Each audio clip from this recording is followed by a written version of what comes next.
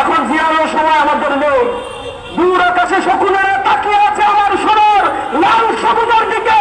খামচা করে কখন এই লাল সবুজের পতাকাকে তারা ছিনিয়ে দিবে সেই প্রতীক্ষার ক্ষণ তারা গুনছে।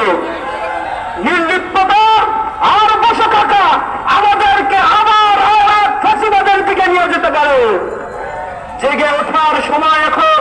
নতুন উদ্যমে এই বাংলাদেশকে বিনির্মাণ করার জন্য প্রতিটি মানুষের করণ কুহরে নতুন বাংলাদেশের এই উচ্চমানের শক্তিকে জাগিয়ে তোলার প্রয়াস আমাদেরকেই নিতে হবে।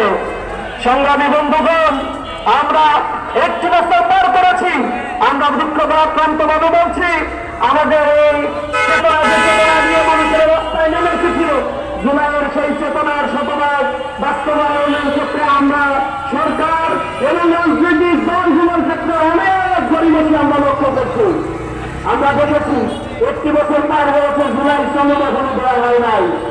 জুলাই সনদে কি হচ্ছে না হচ্ছে তা আমাদের জানার সুযোগ হয়ে যায়। আমরা দেখেছি যারা